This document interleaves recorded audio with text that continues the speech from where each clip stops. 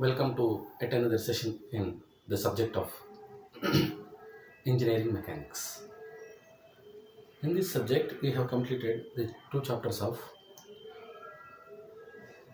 principles of mechanics and forces, that is force system, and also we have seen the second chapter, that is forces and moments.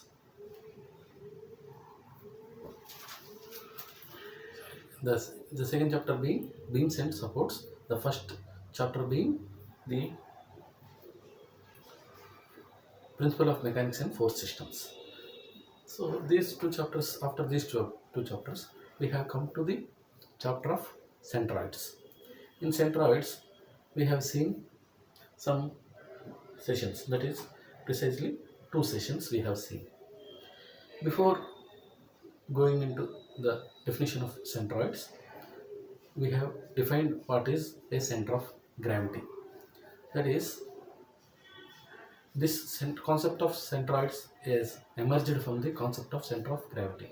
That is, when a three-dimensional body in a solid body is pulled by the Earth's gravitation, then it has some weight.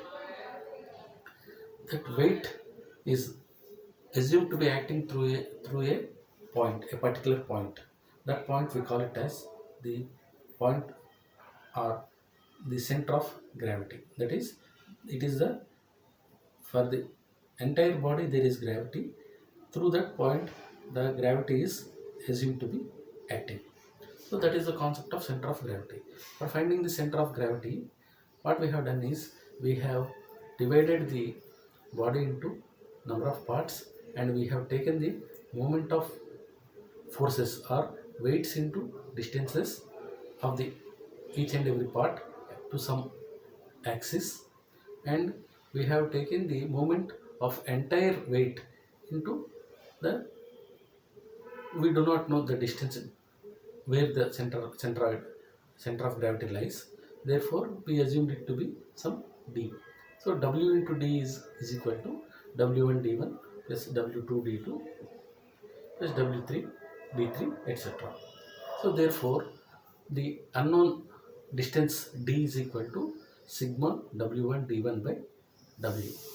That is how we have got the center of gravity.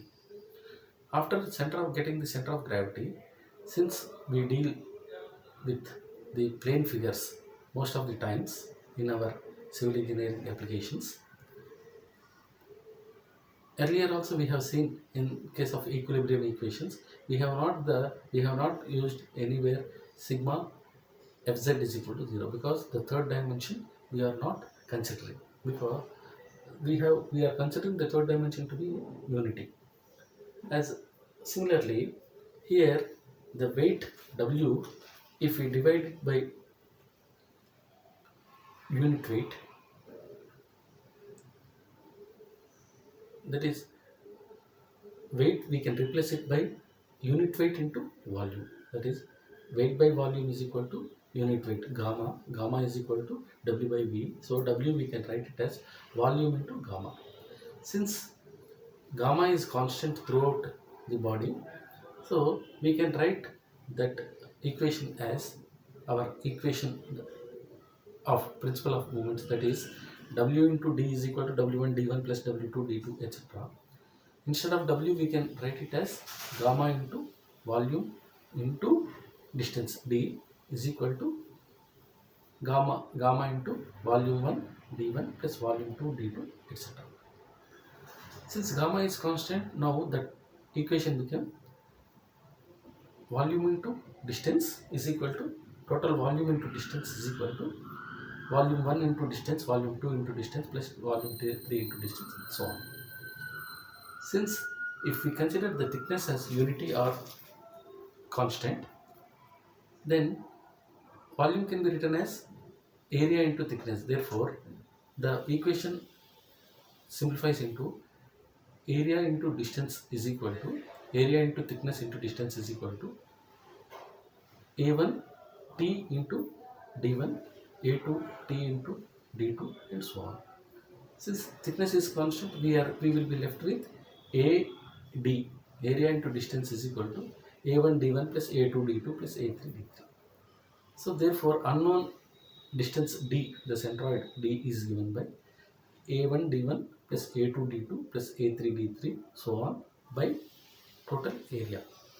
If that distance is in x direction, we say instead of d we say it is x. So a into x is equal to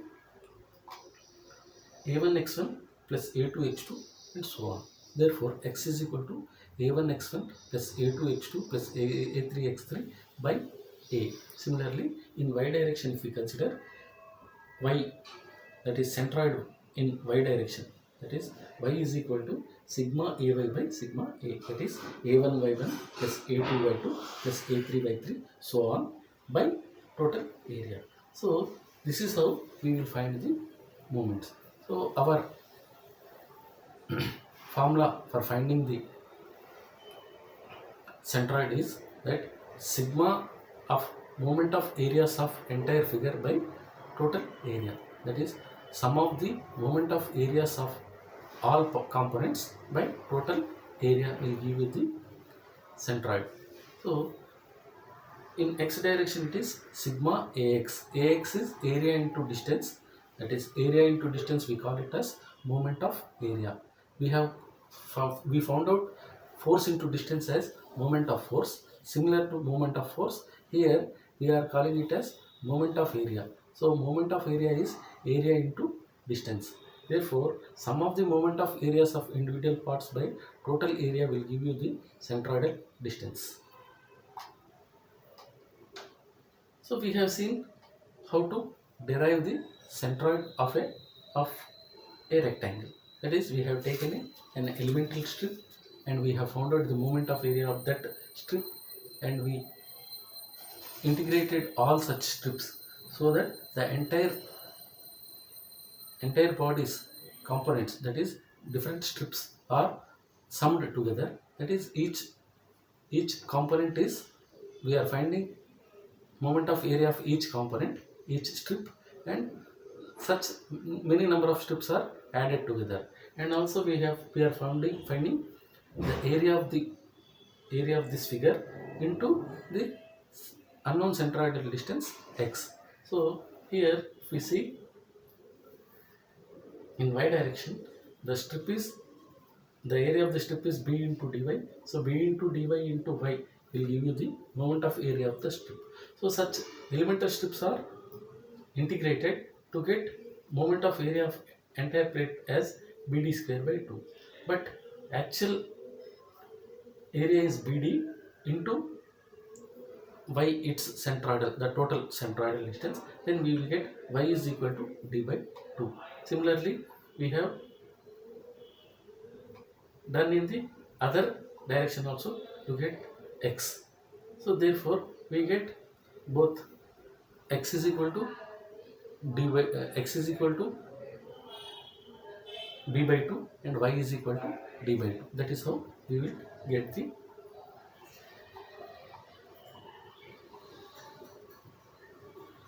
And also we have seen a problem of a unequal angle which has two different lengths of legs, or one is generally the horizontal leg we call it as flange, the vertical leg we call it as web.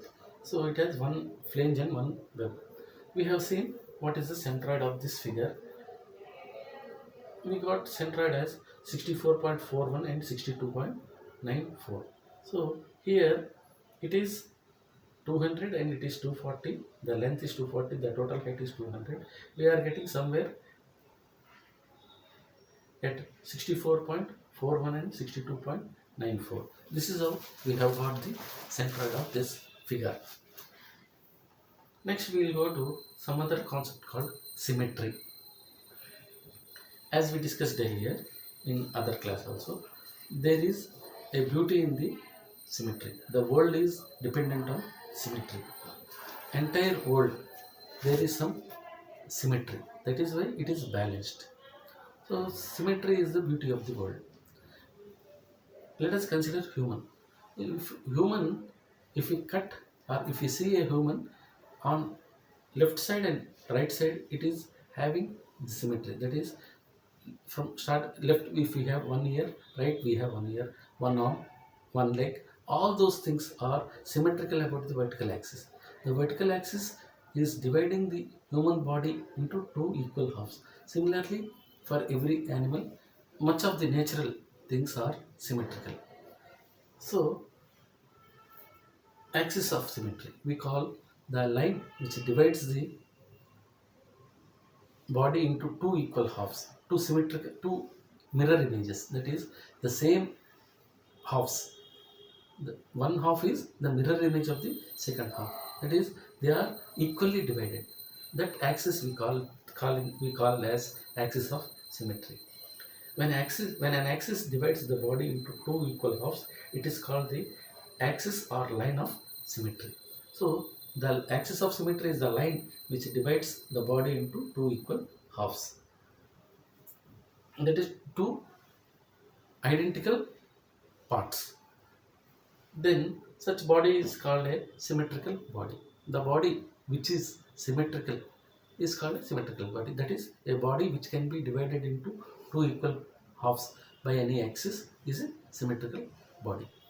Here, if we consider, so therefore, the centroid lies on a symmetrical axis, the axis of symmetry. We have seen in the case of rectangle, since the centroidal axes are at b by 2 and d by 2. That is, if the total length is b, the symmetrical axis lies at b by 2. Similarly, the total height is d, the symmetrical axis is dividing that into d by 2 and d by 2.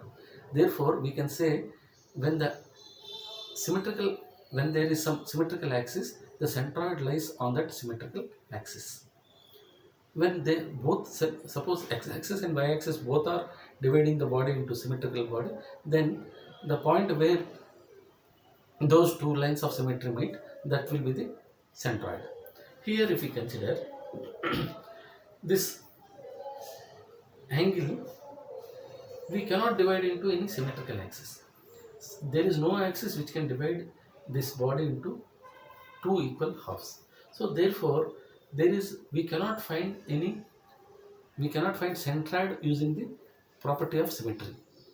Here there is nothing symmetrical in this angle. We cannot divide this angle section vertically into equal halves or horizontally into equal halves. So in this case, there is no axis of symmetry. Therefore, centroid cannot be there on either this x-axis or y-axis. It is somewhere else. Similarly, here if we look at the case of T-section, the vertical y-axis is dividing into equal halves. That is, this flange is divided into equal halves, and this web is also can be divided into two equal identical halves. Therefore, this vertical axis is symmetrical axis, but horizontally there is no axis which can divide the T-section into two symmetrical parts. Therefore, here in this case we have only one symmetrical axis. Therefore, we know that centroidal axis will lie on the axis of symmetry. The centroid lies on the axis of symmetry. Therefore, we can straight away say that x bar, the x distance, the centroidal distance of x will be equal to the half of this distance of the plane. Let us say d by 2. We know by observation, by our knowledge of symmetry, that the y-axis is dividing the T-section into two equal halves. Therefore, the centroid in x direction lies on that axis, which is dividing in the vertical plane. So, on this vertical plane, the centroid lies somewhere. We do not know, because there is no horizontal axis which is dividing the T-section into two equal or symmetrical parts. Therefore, we have to find out the y bar or y, the centroid in y direction, but in x direction by observation we know there is some axis of symmetry, therefore x bar is d by 2, y bar we do not know, we have to calculate.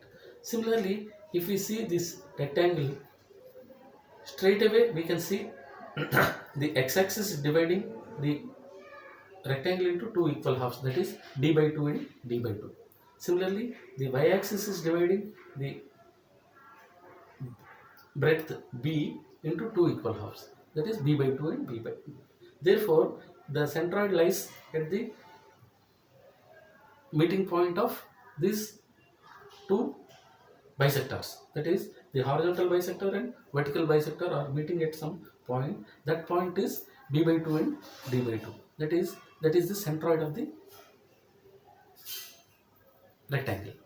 So therefore, whenever we solve any problem, simply if we look at the problem and if we can find out any axis of symmetry, then that axis of symmetry will give you the position of centroid.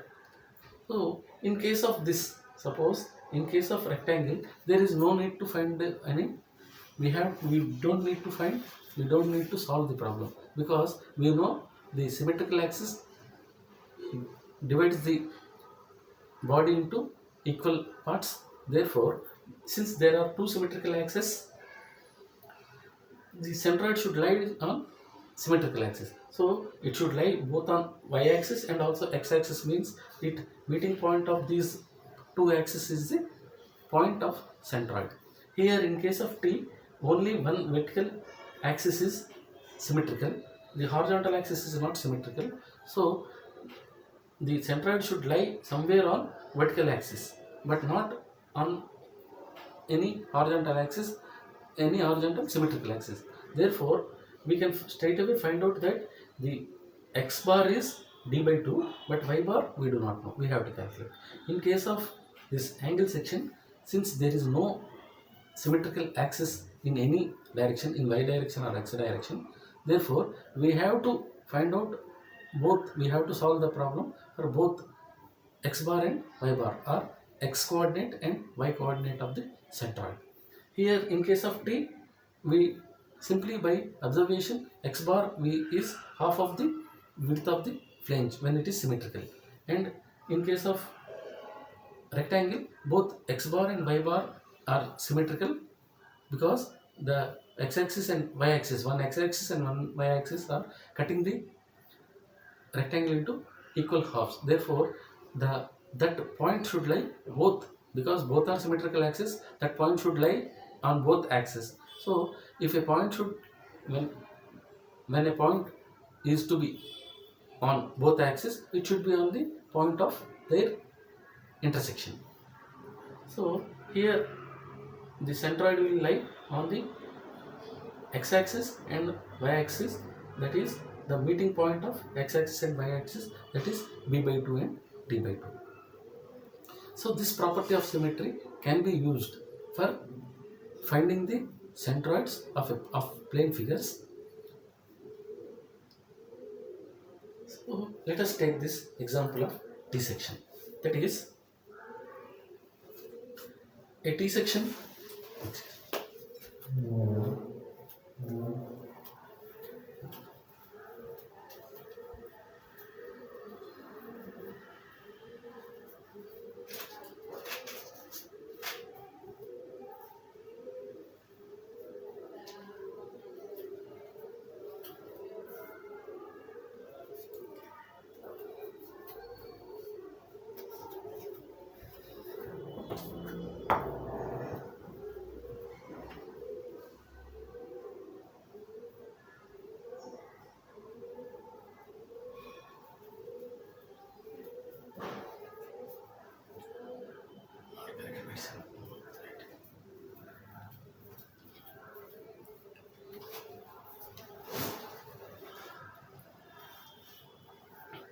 Let us take the case of this T section. A T section has a flange of 60 into 5 mm, that is 5 mm thick and 60 mm width. Similarly, the web has 80 mm length and 5 mm width. These are the two two components of the T section. Here, by observation, we know there is some axis, some vertical axis, which is dividing this T into two equal halves. That is, if the some axis is at a 30 from the left bottom corner, that is in the x direction at 30 mm, it will divide the T section into two equal halves. That is, it can divide the web and it can divide the flange into two equal halves. So the x-axis, some vertical axis is dividing the T section into two equal halves. Therefore, from here, that axis, as per our the property of symmetry, the centroid should lie on the axis of symmetry. Therefore, in the x direction, the centroid should lie on 30 mm. That is, the x is at the distance of 30 mm. But there is nothing which is dividing the in horizontal direction. There is no axis which can divide this T section into two equal symmetrical parts. So therefore, we know that the centroidal distance in x direction is 30 without solving. But in y direction, we have to solve for the value to get the y bar or the centroidal distance in y direction. Therefore, now as usual, because we know that the moment of area of the sum of moment of area of individual parts, if we equate to the moment of area of the entire body, then that area into x bar is equal to a1 x1 plus a2 x2. That is the sum of two parts. Therefore, x bar is equal to a1 x1 plus a2 x2 by a, or sigma ax by sigma a. That is the formula for our centroid, to find the centroid. So here the figure can be divided into two rectangles of horizontal rectangle 16 to 6 mm. That is, the flange can be divided, the flange and web are separated. Only for the sake of convenience, we are separating it. Actually, we are not separating it, we are calculating the areas separately.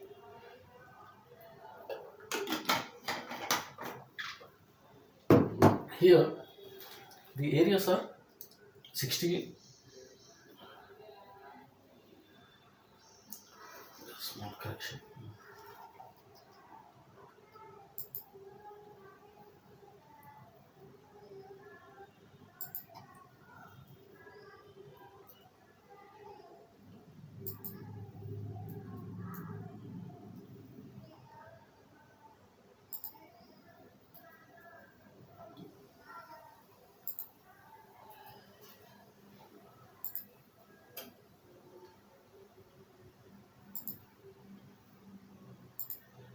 So here the areas are 80 mm flange, 60 mm into 6 flange, 80 mm into 6 web. So here we have divided into the first part 16 into 6, the second part 8 into 6. So we are tabulating their areas, the distance of individual centroids, and also we are finding the moment of areas of those individual parts. So this first part, we call this 16 to 6 flange as first part, 18 to 6 web as second part. Here we are tabulating the columns, the areas, that is 16 to 6 and 16 to 80. These are two parts. That is, this notation I am following, that is, we are taking the horizontal axis, that x-axis in the first as first digit and y-axis in the second digit, that is 60 into 6, similarly 6 into 80, so that while finding the x bar and y bar, it will be very easy. So x, for this area, since x is the horizontal distance is 60, the centroid lies at b by 2 that is B is 60. So centroid lies at the first figure, it is at 30. Similarly, this is B by 2, 60 by 2, because it is symmetrical about this x-axis, some y-axis. Similarly, some horizontal axis is dividing this part into 3 and 3. That is 6 is being divided into 3 and 3. So the horizontal symmetrical axis is at the center of the flange, that is dividing the body into two equal parts, that is 3 and 3. But if we are considering this figure from this left bottom corner, that is as origin. So from here to the center we have to first travel 80 mm, then half of this 6. Therefore here we are putting 80 plus 6 by 2, that is 83 mm.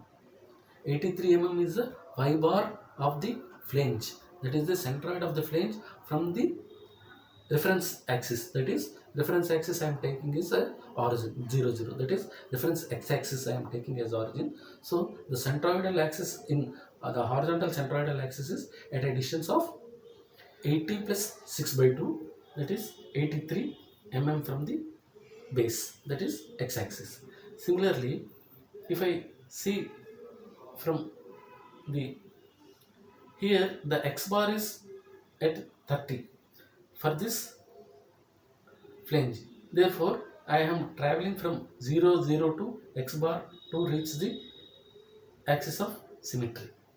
Similarly, here for in y direction for 80 the y bar is at 40, that is 40 is dividing this 80 into 2 equal halves. So therefore from base it is 40. Y bar for second portion is at 80 by 2, but for the first part y bar is 80 plus 6 by 2, that is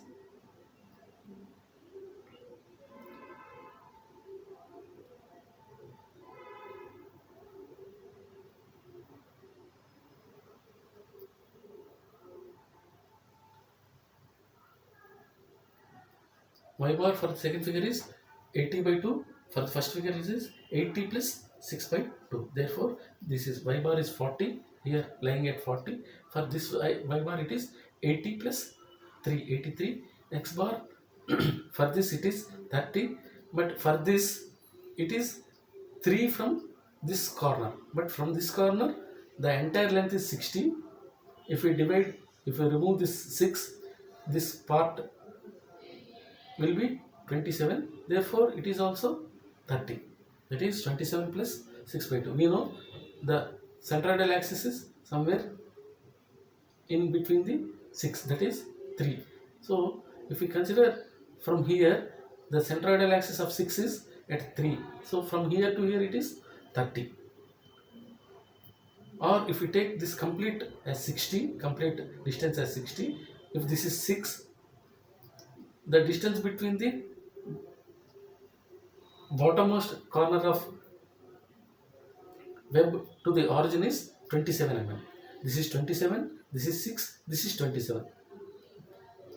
Put together they will become 60. So this is this part of the flange which is outside the web is 27, the other side it is 27, the thickness of web is 6. Total it becomes 60. Therefore the center will become 27 plus 6 by 2, that is 30. 27 plus 6 by 2, that is why I have taken 27 plus 6 by 2. Therefore now we know the areas, we know the x, we know the y of each part. Therefore we will find the moment of areas. We know the moment centers, they lie at 30 and 83, 30 and 40 respectively for second one. So 60 into 60, 60 into 6, 180 is the area, sorry 360 is the area, 360 into 30, that is AX is 360 into 30, that is 108,000 or 10,800. Similarly 60 into 6, 360 into 83 will give 29,880. Similarly, this area is 480. 6 8 is 48. So 680 is 480. 480 into 30 plus 480 into 30 is 48 3 is 144. 144 100. Similarly, 480 into 4 192. That is 48 into 4 is 19200. Therefore, the sum of AX, sigma AX will be 10800 plus 14400. That is 25200. And the AY, sigma AY is 29880 plus 19200. That is 49080. This sum is 49080. Sigma AY is 49080. Sigma AX is 25200. Therefore, since area is 480 plus 360, it is 840. Sum of the areas, the total area of this T section is 60 into 6, 360 plus 80 into 6, 480, that is 840 mm square. 840 mm square is the area. So, area into moment of area units will be area into distance units, that is mm square into mm, that is mm cube, that volume units. Moment of area are similar to volume units.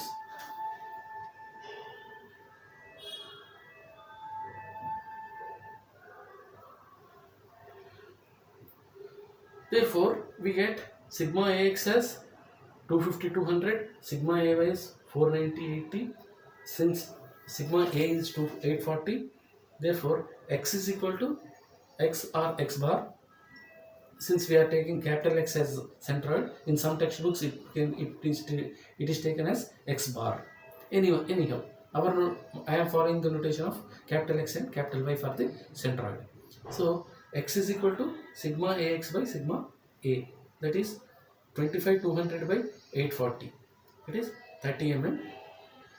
Y bar is equal to sigma AY by sigma A, that is 49080 by 840, that is we get 58.42. Therefore, the centroid lies at a distance of 30.58 and 30 and 58.42. 30 and initially, before starting the problem itself, we know the x should be at the center of the web end, because it is the symmetrical axis. We know it was 30. Before solving the problem itself, we have seen that some symmetrical axis dividing the t into two equal halves. That is at 30, there is some axis which is dividing the t into symmetrical portions. Therefore, that is x, we know at the start itself that it is 30, and we have found out y is equal to 58.25. Therefore, here if you see this vertical axis, that is at 30, it is total is 60, half is 30, so it is 30 in x direction. In y direction, the total is actually 86.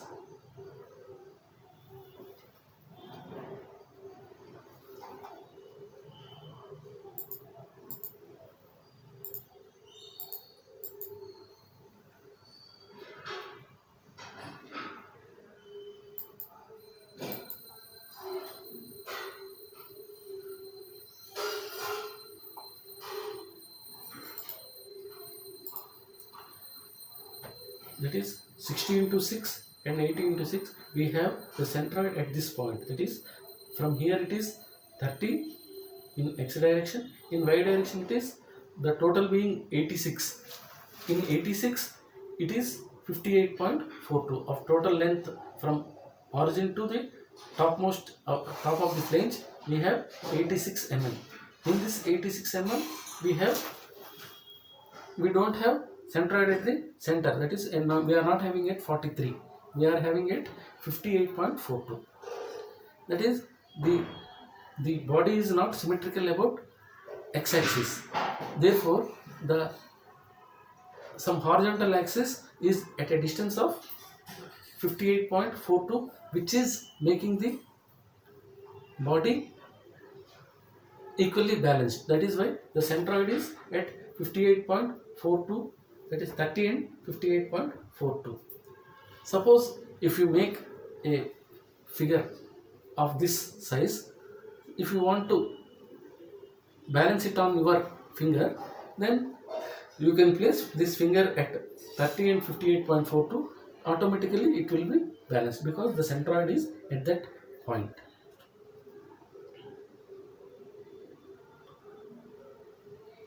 Let us see another example, that is a channel section. This C section or channel section of web height is total height of 80 mm and a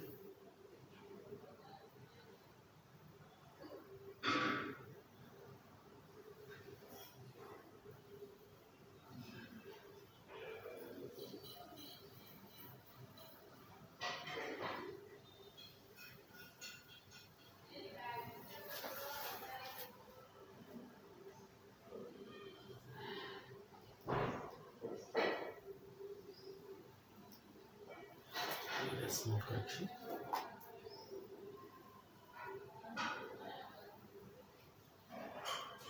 This is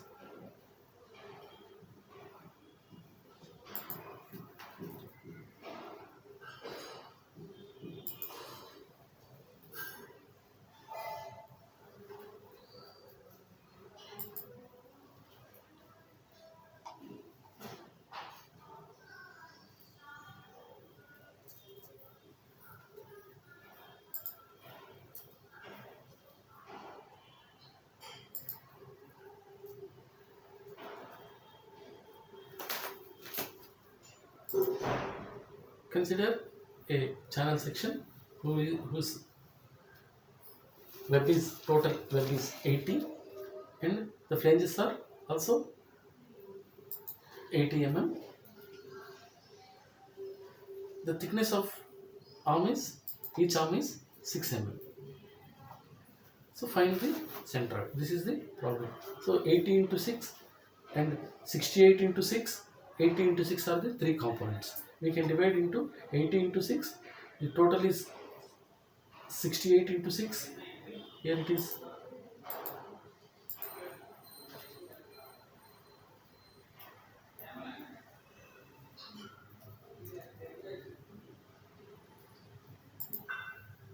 80 into 6 is the flange, 68 into 2 is the web, and 80 into 6 is another flange. So we have given the names 1, 2, 3. The first top flange is 1, 80 into 6. The web is 68 into 6 of, we call it as second part, and third part is 80 into 6. So we are getting areas as 80 into 6, the first part, the top part 80 into 6, the second part 68 into 2, and the third part is 80 into 6. That is here. Here if you look at the figure, we can observe that there is some horizontal axis which is dividing the C section into two equal halves. Therefore, the Y should lie at the axis of symmetry. Therefore, if the entire length is 80, Y bar should be at 40 mm.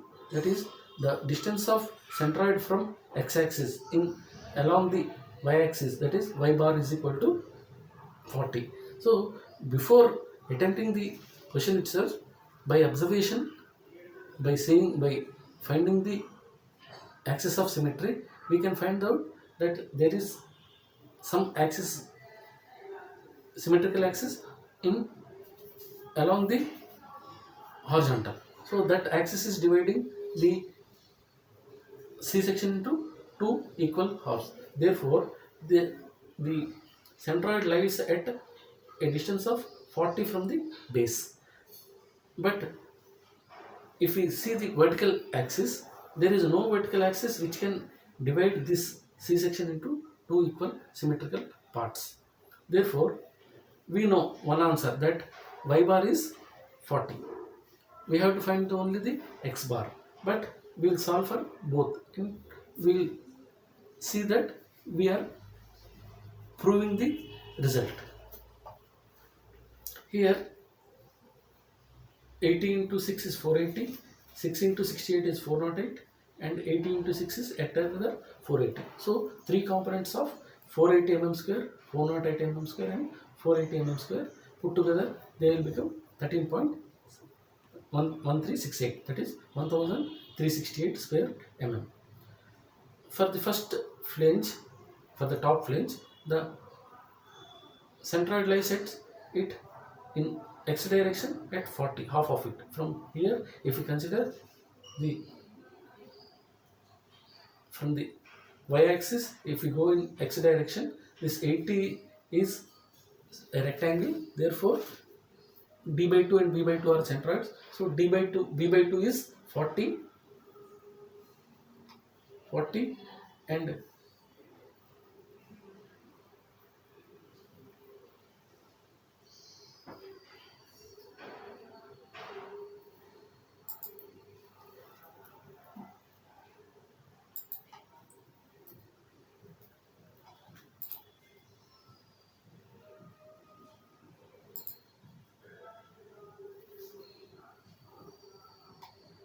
so first part is having y is equal to 6 by 2. This is y bar of the first part, and x bar of the first part is 40, 40 and 3. Similarly, the second part is 2 into 68. Therefore, the centroid should lie at 2 by 2. That is, in x direction it should be, that is 6 mm by 2. Since the thickness is 6 mm, it is 6 by 2. Similarly, y bar is at 68 by 2, that is 34. But before crossing that 34, before going to 34, we have to cross this 6 mm, because we are taking from the origin as base. So this 6 plus 68 by 2, that should be 6 plus 68 by 2, that is 40 mm. So for the second figure, the horizontal centroidal axis is at a distance of 6 plus 68 by 2, that is 40 from the base. Similarly, for third figure, if I say the x, it is butting the x-axis, therefore we are calculating from x-axis, that is 80 by 2. Similarly, for y-axis, it is not standing on directly on x-axis. It is this centroidal distance of 6 by 2 is at a distance of 6 plus 68 plus 6 by 2. That is, we have to travel 6 and then 68 and then half of 6 to reach the centroid of this 80.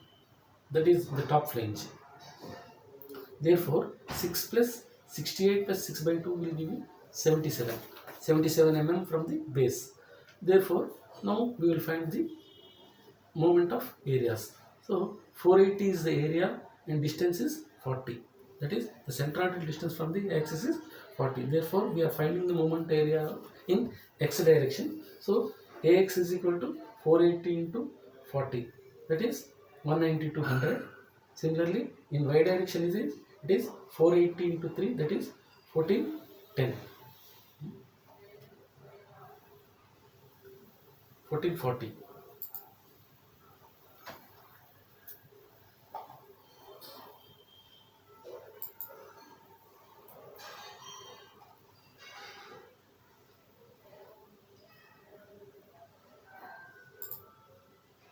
Similarly, this 408 into 3 is 1224. 408 into 40 is 16320, and 480 into 40 is 190 to 100, again same, but here y distance is different. 480 into 77, that is 36960. If we add sum these areas, that is 39624 is the x direction and 54720 in y direction. Therefore, if we divide this 36624, that is sigma ax by 1368 sigma a, it is 28.96 mm. Similarly, sigma ay by sigma a is 40 mm. This 40 mm already we know, because it is symmetrically dividing in along the x-axis, it is dividing. Therefore, the y distance, the distance from x-axis to the axis which is cutting the body into two equal symmetrical parts, that distance is 40. Already we know by the property of symmetry this is 40. Only we have verified this whether it is 40 or not by working out the problem. Otherwise we can straight away we can say it is 40 without calculation. 28.96 and 40 are the center of gravity. So here the horizontal axis is at a distance of 40 from base, and this is 28.96. that is, here the figure is not to the scale. So total, if it is 80, it is almost near the one third, that is 28 by 3 is 84, almost near one third of this 80 from the origin. So this point will be our centroid, that is 28.96 along some vertical axis and 40 along the horizontal axis. That is half of the height, but along the width we cannot say. We have found that it is 28.96. That is how we have calculated the centroid. So with this example, let us conclude this session.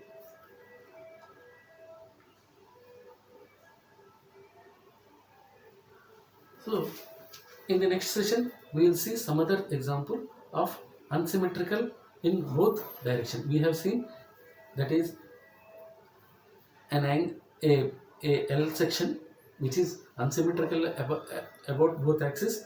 We have T section, it is symmetrical about the vertical axis, and C section which is symmetrical about the horizontal axis. Some other example, we will see some other C section which is unsymmetrical about both axes, so that we will find how to find the thing, because initially we have taken two components, that is for L angle or angle section we have seen one vertical leg and one horizontal leg. In the second example, T section, we have taken one flange and one web, but it is symmetrical. In the third example we have seen three components. Now in the next example we will be taking another three components, but in a different sizes, so that we will explore yet another type of problem. So before concluding, I'll once again let us have a quick recap. That is, our aim is to find the centroids. So centroids, the centroids principle is based on the center of gravity. Center of gravity is for three-dimensional bodies which have weights. When weights divided by weights are converted into unit weight into volume, then if the thickness is constant, then we will get the concept of centroids, that is the concept of areas, finding the point where the entire areas act. In the concept of center of gravity, we are finding where the entire weight of the body is concentrated. Here in the concept of centroids, we are finding the entire point where entire area is concentrated. That is why we have shrunk the weight to some area. So the x bar, that is the centroid in x direction, will be equal to sigma ax by sigma a. Y bar is equal to sigma ay by sigma a. For a rectangle, since there are two symmetrical axes, the symmetrical axis is axis or line which divides the body into two equal identical parts, then that axis is called the symmetrical axis. So when there is any symmetrical axis, then the centroid should lie on the symmetrical axis.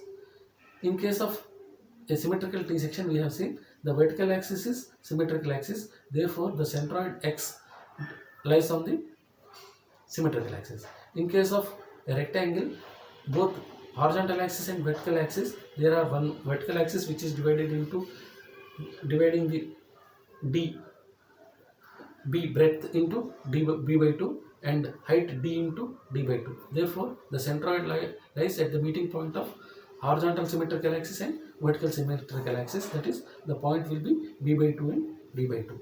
So, a symmetrical axis, if we have any symmetrical axis, the centroid lies on the symmetrical axis. If there are two symmetrical axes, then the centroid lies at the point where these two symmetrical axes meet. Therefore, for a circle, we can have the circle, a vertical axis and horizontal axis can divide the circle into vertical semicircles and horizontal semicircles. Therefore, the center will be its centroid.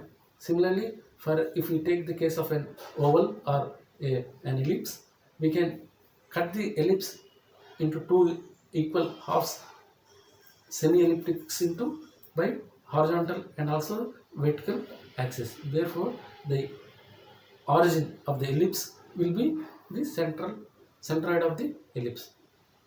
Suppose if we have an equilateral triangle, then about the base we can have a symmetrical axis from the apex. So that apex, from if we draw some vertical axis from the apex, it divides the equilateral triangle into two triangles. So along x-axis it will be b by 2, but along y-axis we cannot find it is there is no symmetrical axis. So for equilateral triangle, the x bar is b by 2, but y bar we cannot say, we have to calculate. Generally if we calculate, it will be h by 3. We have seen in the case of our derivation of the triangle section, we have seen the y bar is h by 3, and if it is equilateral triangle, then x bar is equal to b by 3, b by 2, that is half. And if it is right angle triangle, then right angle triangle which is vertical, which is standing on the base, then the x bar will be b by 3, y bar will be h by 3. So in the next classes, we will be seeing combination of rectangles, triangles, circles and all semicircles, quadrants, etc. So in the next class, we will see some standard values for the semicircles, quadrants, ellipses, so that we can find the centroids of other figures which have the combination of rectangles, triangles, ellipses or circles, whatever it is. So I hope this session is helpful to you. Thank you for being with me. Thank you.